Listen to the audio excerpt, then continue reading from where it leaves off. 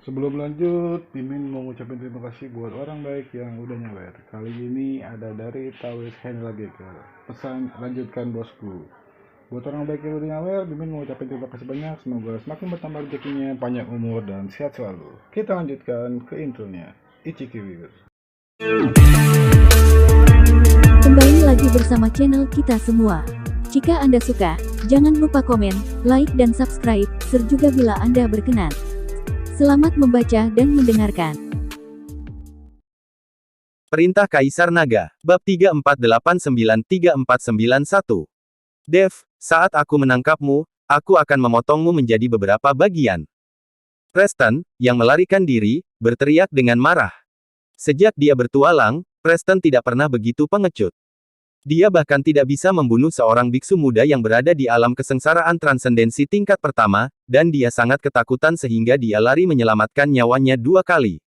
Malu, sangat memalukan. Preston tidak ingin lagi tinggal di medan perang para dewa dan iblis, dia ingin kembali ke gua menelan iblis secepat mungkin untuk meningkatkan budidayanya. Sekarang Dev dilindungi oleh banyak biksu tingkat 7 di alam kesengsaraan transendensi, dan Preston sendiri bukanlah tandingannya sama sekali. Saat Preston meraung, dua sosok mendekat dengan cepat. Siapa? Preston mengerutkan kening, dia mengira Dev dan anak buahnya sedang mengejarnya. Tuan Qi. Saat ini, Zeke dan Carson bergegas maju. Preston memandang Zeke dan Carson dan menyadari bahwa dia tidak mengenali mereka, jadi dia bertanya dengan hati-hati, siapa kalian? Tuan Qi, saya adalah leluhur keluarga Ning di wilayah utara, dan ini adalah kepala keluarga Ning. Zeke dengan cepat memperkenalkan dirinya. Keluarga Ning di wilayah utara. Preston mengerutkan kening dan berkata, saya tidak mengenalnya, dan saya juga belum pernah mendengar tentang keluarga Ning. Keluarga Ning tidak memiliki banyak ketenaran pada awalnya, belum lagi mereka berada di wilayah utara. Wajar jika Preston belum pernah mendengarnya. Tuan Muda Qi adalah naga dan burung phoenix di antara manusia. Wajar jika keluarga kecil seperti keluarga Ning saya, Anda belum pernah mendengarnya. Zeke memuji Preston. Ketika Preston mendengar ini, dia sangat senang, jadi dia melonggarkan kewaspadaannya dan berkata, apa yang kalian berdua inginkan dariku? Tuan Qi, kami tahu Anda ingin membunuh Dev. Sejujurnya, kami juga memiliki beberapa keluhan dengan Dev, jadi kami ingin bergabung dengan Tuan Qi. Kata Zeke. Preston memandang Zeke dan Carson dengan dingin, mendengus dingin dan berkata, tidak, aku bisa membunuh Dev itu sendiri, tidak perlu berbicara denganmu. Tentu saja saya tahu bahwa Tuan Qi dapat membunuh Dev itu. Dev itu hanyalah biksu di alam kesengsaraan transendensi tingkat pertama. Tuan Qi memang seorang biksu hebat di alam kesengsaraan transendensi tingkat 8. Anda dapat menghancurkan Chen itu Ping sampai mati dengan satu jari. Tetapi ada banyak pembantu di sekitar Dev, dan ada juga banyak biksu tingkat ketujuh di alam kesengsaraan transendensi yang menjaganya, jadi tidak mudah bagi Tuan Qi untuk membunuh Dev. Dan apa yang terjadi setelah Tuan Qi membunuh Dev? Tidakkah kamu ingin mendapat tempat di seluruh wilayah selatan? Apakah kamu masih ingin menjadi seorang kultivator lepas, bukankah kamu ingin memiliki kekuatanmu sendiri? Zeke adalah sosok yang sangat pintar, dan dia segera berbicara dalam hati Preston. Preston dulunya adalah seorang kultivator biasa, dia dipermalukan dan bahkan dipaksa masuk ke gua menelan iblis oleh Dustin. Jika bukan karena memasuki gua menelan iblis, Preston tidak akan mendapat petualangan itu. Mungkinkah dengan bekerja sama denganmu, aku bisa memiliki kekuatanku sendiri? Kamu hanya 2 orang, dan keluarga Ningmu berada di wilayah utara, jadi bagaimana kamu bisa datang ke wilayah selatan untuk berkembang? Preston bertanya dengan bingung. Tuan Qi, selama kita bekerja sama, saya dapat menemukan cara bagi Anda untuk memiliki kekuatan Anda sendiri, dan saya juga dapat menjadikan Dev sasaran kritik publik dan diburu oleh beberapa keluarga besar. Zeke berkata dengan tegas. Apa yang bisa kau lakukan? Preston bertanya dengan rasa ingin tahu. Zeke mendekatkan kepalanya ke telinga Preston, lalu membisikkan beberapa kata, yang membuat Preston tertawa. Hahaha, itu ide yang bagus. Ini seperti seekor kiki dan kerang yang bersaing demi keuntungan nelayan. Preston tertawa dan berkata. Melihat ekspresi tawa Preston, Zeke sedikit mengangkat sudut mulutnya dan sangat bangga. Carson berdiri di samping, tidak berani bernapas. Sekarang leluhur bekerja sama dengan pembudidaya iblis, dia, sebagai kepala keluarga, tidak dapat menghentikannya. Sekarang Carson hanya berharap setelah membunuh Dev, dia akan berhenti bekerja sama dengan Preston. Anda tidak boleh memberi tahu keluarga lain di wilayah utara, jika tidak, karena Zeke, mereka akan semakin kehilangan statusnya. Dev, Helena dan Scarlet menemukan pintu keluar dari medan perang para dewa dan iblis, dan kemudian meninggalkan medan perang para dewa dan iblis. Adapun kapan medan perang para dewa dan iblis akan ditutup, Dev tidak peduli lagi. Mendapatkan binatang yang menelan langit sudah membuat Dev sangat bahagia. Begitu pula dengan langkah-langkah pengendalian api dan teknik yang menakjubkan, selama Anda belajar dengan giat, Anda pasti akan menjadi semakin mahir. Ini benar-benar keajaiban peri. Setelah Dev, Helena dan Scarlet meninggalkan medan perang para dewa dan iblis, mereka menemukan banyak orang berkumpul di pintu masuk di luar medan perang para dewa dan iblis, menunggu bangsa mereka sendiri keluar. Tuan Chen. Melihat Dev keluar, Yulian segera berteriak keras. Sejak Yulian keluar lebih awal bersama Lilian, dia tidak pergi dari sini dan menunggu Dev. Sekarang melihat Dev keluar, wajah Yulian penuh kegembiraan. Tuan Chen, saya lega Anda aman dan sehat. Timothy dan yang lainnya juga keluar. Mereka mengkhawatirkan Dev. Sekarang mereka melihat Dev menyingkirkan Preston dan keluar, jadi dia menghela nafas lega. Jika Dev memiliki kekurangan, Timothy mungkin akan merasa sangat bersalah. Tuan Chen, Seymour, Lilian, Dustin dan lainnya juga maju dan menyapa Dev. Tuan Chen, terima kasih telah merawat gadis kecil saya di medan perang para dewa dan iblis. Setelah dia keluar, dia memberitahu saya bahwa jika bukan karena Tuan Chen, gadis kecil saya pasti sudah lama mati. Mulai sekarang, selama Tuan Chen mengucapkan sepatah kata pun, aku, lembah roh darah, tidak akan berkata apa-apa. Seymour mengungkapkan pendiriannya di depan Dev.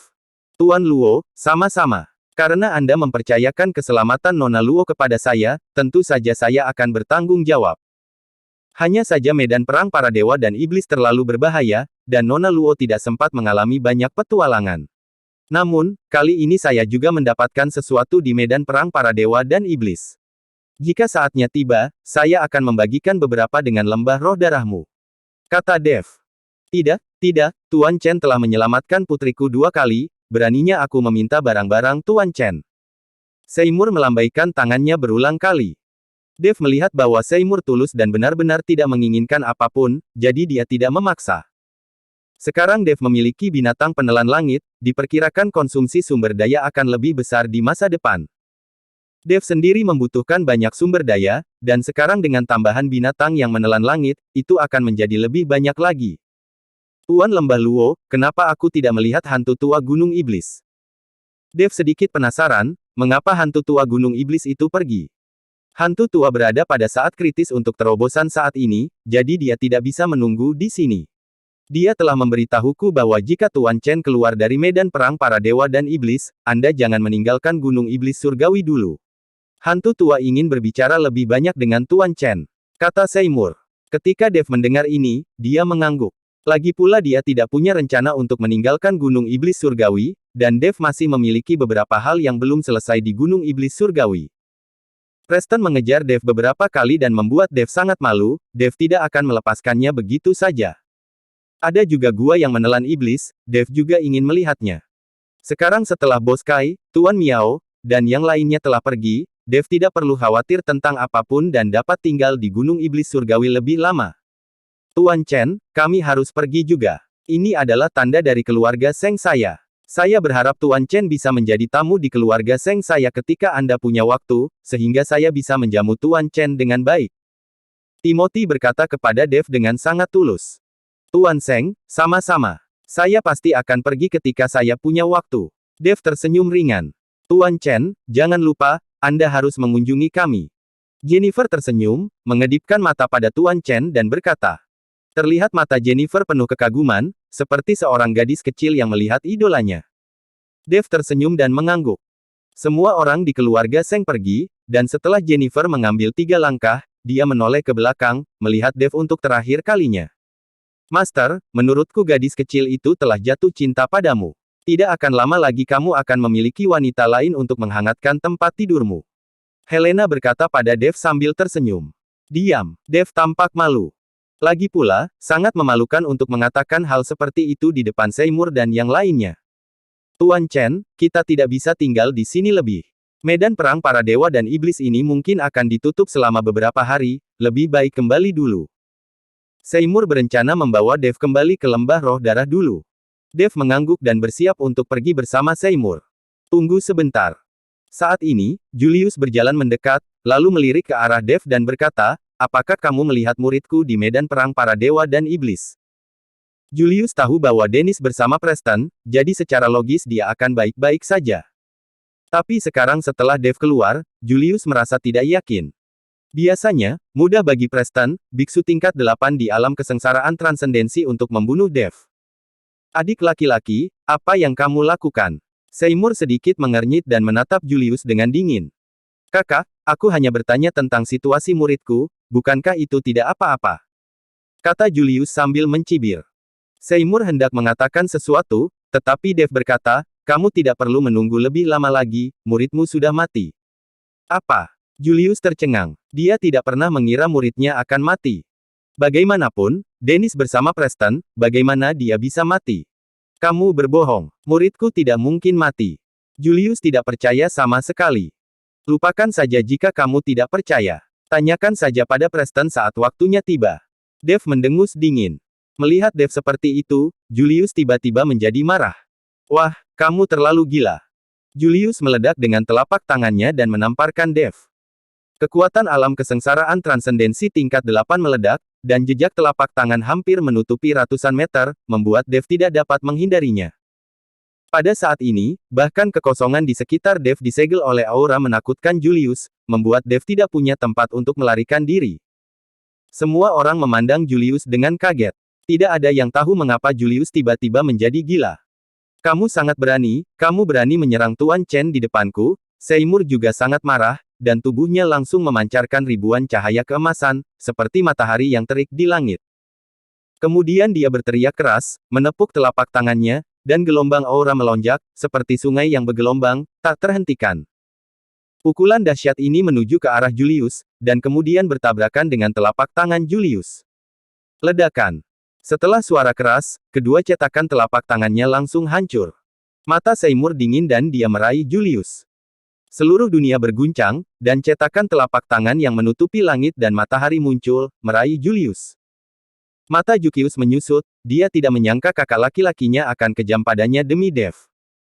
Meskipun keduanya berselisih satu sama lain, mereka tidak pernah bertarung di depan umum, dan mereka tidak pernah bertindak kejam. Tapi kali ini, Seymour jelas ingin menembak mati Julius.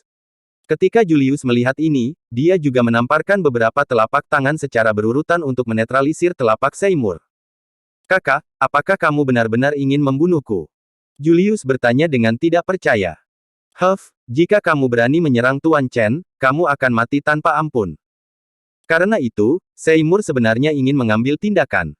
Tuan Lembah Luo, di depan begitu banyak orang, kalian berdua mengambil tindakan, yang jelas-jelas melanggar aturan. Bukankah itu buruk? Pemimpin Sekte Kong dari Sekte Suanyin muncul dan memandang Seymour dengan sangat tidak puas. Di belakang Sekte Master Kong, ada beberapa orang yang mengikuti. Orang-orang ini memiliki aura yang sangat kuat dan jelas berasal dari Sekte dekat Gunung Iblis Surgawi. Aturan ini dibuat bersama oleh semua orang. Seymour dan Julius, sebagai Sekte Iblis di Gunung Iblis Surgawi, juga berpartisipasi di dalamnya. Namun kini keduanya terang-terangan melanggar aturan. Julius lah yang mengambil tindakan pertama. Jika saya tidak mengambil tindakan, bukankah saya akan melihatnya membunuh orang? Seymour berkata sangat tidak puas. Tentu saja Master Sekte Kong tahu bahwa Julius lah yang mengambil tindakan pertama, jadi dia melihat ke arah Julius dan berkata, Sekte Master Cheng, sebagai seorang tetua, bagaimana Anda bisa melanggar aturan dan menyerang secara terbuka? Bersambung.